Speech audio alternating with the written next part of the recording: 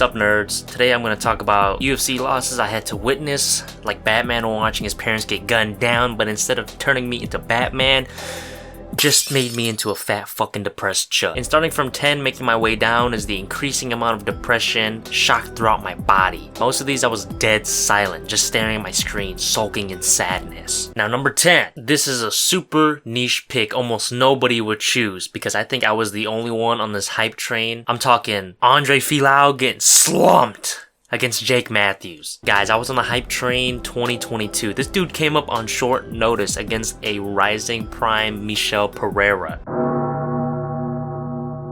and brought him to a tough decision. Then he started to slime out his next two opponents in brutal fashion in the same year. Man, I was telling everybody about Andre. I was saying how he was going to be in the top 15 after he puts Jake Matthews to sleep. And what the fuck happens? Jake Matthews, who hadn't gotten a TKO finish in 7 years, slimes out my hype train brutally. And I hate goddamn Jake Matthews because every time it's time to step up in competition, he chokes and loses. Like, goddamn, if you're gonna slime out my hype train, at least become the hype train. So you gotta understand, this was the first hype train I'd ever hopped on as an MMA fan, and bro, you just get slimed out like that from Jake Matthews, bro. And then he went on like a brutal losing streak. Now number 9, we got Vicente Luque versus Joaquin Buckley. Vicente, what the hell, man? Actually, you low-key deserve to get finished like that after the RDA performance, but not like this, bro. And even still, this was the time to show you were still the dark horse of the division, man. Every time there's a dark horse of any kind, they always get slimed out. Like Vicente, Benil, Paul Craig, and now Azama, man. What makes this one way worse was that my dad was just cheering in my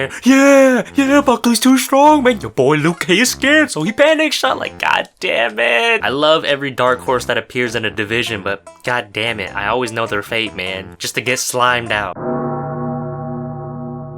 Next up, we got my boy Darren Till getting Derek Brun fucked by his wrestling and submission finish. Listen, I loved Darren Till when I was a kid. He was my Conor McGregor. How everybody saw Conor is how I saw Darren Till. All the shit he talked, his funny accent, so just literally Conor in Scouser font. So yeah, seeing him get beat by Tyron was rough, and of course the Jorge KO loss was pretty brutal, but I didn't see that one live at the time since I was a kid and not really a huge fan. But this one I had ball knowledge, man, so it was the fight I believed was the resurgence of Darren Till. Yes! But god damn it, he got Brun fucked by his wrestling. This was where I was like, okay, Till won't ever reach the same heights he did at welterweight, man. Cause man, you've gone this long and your wrestling is still this shit.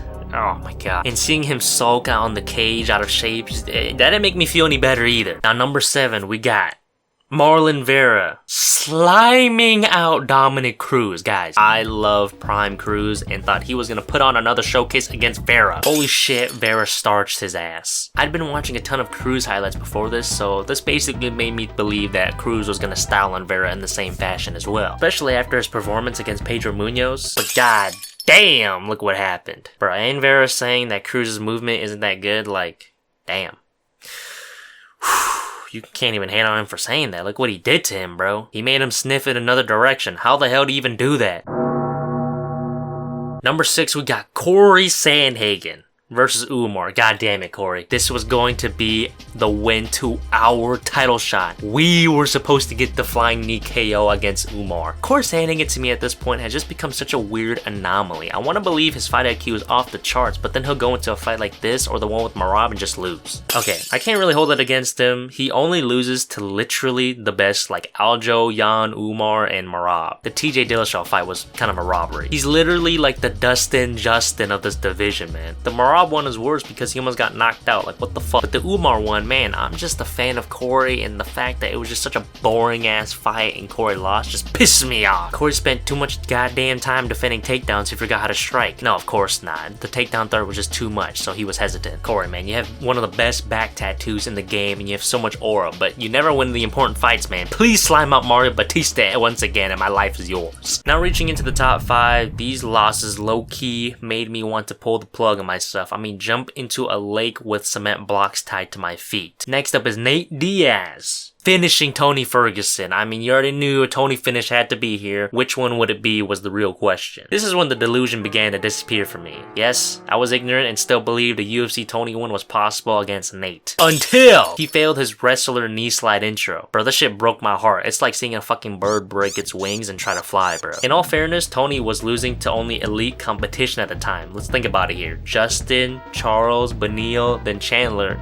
in brutal fashion. And bro, what the hell was Tony's corner thinking starting to wrestle when Tony was piecing him up on the feet with leg kicks? What are we doing? This is when it was finally like, damn. Whew. It's no longer Tony time. It's time, Tony. I was debating either this one or the Bobby Green loss, which was worse, but seeing Tony mess up the knee slide was just too damn sad in the moment and afterwards. Number 4 is Volk versus Ilya. Man, Volk get flatlined into the Golden Freddy pose was not the thing that broke my heart. Maybe just fractured it. The main reason is because my cousin, who's a huge Ilya glazer, which is no longer glazed, but reasonable praise, was talking so much shit while we were watching. And I was hyping up Volk to the moon, saying how he was gonna dismantle the one-dimensional Ilya. Yes, I knew that he has a pretty good ground game. Bro, the whole living room was silent when Ilya domed Volk. Even my cousin, we were just dead silent. We couldn't believe it. We were sitting there like we had entered the sunken place from Get Out, dude. Then my cousin broke the silence. Dumb ass! Told you he was gonna win, bro. I can't remember, but I think there's a good chance an uncontrolled tear rolled down my face. Number 3. We got Carlos Olberg, and you already know because Carlos Olberg ain't fight nobody but one fan favorite, sliming out Dominic Reyes. This was supposed to be our title shot win right here. This was supposed to be our resurgence to our rightful throne. But holy shit, Reyes got put to sleep. This one just made my stomach drop further than it already was. I mean, shit, I knew Reyes was chinny, but hot damn did he go out in brutal fashion. I mean, like 10 melatonins at least, Jesus Christ. And I mean, 30 strikes hadn't even been attempted and Reyes got put down like old Yeller. I wanted to see a Dominic resurgence so bad, but dear lord was he smited. Number 2, we got Alex Pereira getting mummified by Izzy. Guys, let me tell you a story. I was on the Alex hype train as soon as it started. I had heard rumblings about a Brazilian guy who'd slumped Izzy in their kickboxing days, but a decade ago. And as an Izzy D1 hater at the time, I knew this man named Alex Pereira was my only hope to seeing Izzy get domed. The amount of joy I felt and dopamine was like a crack kid getting hold of Fent for the first time. And in the rematch, I was excited to see it again. But holy shit, did Izzy turn Alex into a corpse. Bro, he looks like the fucking walking icon you see on streets. But I'll admit, the one great thing to come out of this was Izzy's celebration. God damn. I can't even lie, that shit was tough. Probably the best celebration of all time. And finally, what y'all been waiting for, the number 1 loss that caused me the most suffering and pain, worse than Tony's downfall, worse than Darren Till becoming nothing, worse than seeing Connor's dick pic. This one's kind of cheating because it's 2 fights in succession, but this is the worst I'd ever felt almost in my entire life. This was like finding out my girlfriend of 4 years cheated on me. It's Robert Whittaker and Max Holloway getting slimed the fuck out by the Caucasus Mountain region boys, man. Bro, watching my 2 favorite fighters of all time get finished like this was the worst case scenario. I'm not kidding, bro. This was the worst, like probably top 5 worst moments I'd ever felt in my life. Man, I didn't even feel this gloomy, this depressed at my grandpa's funeral, man. Grandpa ain't got shit on the Abu Dhabi incident October 24, 2024. But man, seeing Max and Robert get finished, bro, something broke inside of me. And don't even mention Chris Barnett losing either. Man, I remember telling my brothers, man, I'm gonna buy a Robert Whittaker shirt, I'm gonna buy a Max Holloway shirt if they both win. Bro, I had to go to my cart and take that shit out manually, bro. You know how embarrassing that is? I didn't even tell anybody I took it out of my cart. Man, I just hoped everybody forgot. My brothers forgot I said that. I went in my cart and I took that shit out. I was like, nope, I can't buy these no more, bro. They both lost. And I remember I was at the college dorms at the time and I went to go take a sad piss afterwards. There was this one guy on my floor I'd always say hi to and smile. You know, we'd walk past each other, talk from time to time, you know, and I was leaving the bathroom and he said hi and smiled, of course, and you know, I did the same thing back, and bro, when I smiled, bro, that shit hurt. Like, for real, it hurt to smile in that moment. I had never hurt to smile before. I had never felt that way in my entire life, except in this moment. And that's when I knew, like, bro, these 2 fights in succession were the worst losses I'd witnessed in my life. Just the sheer depression produced from my brain made it hurt to smile. To smile.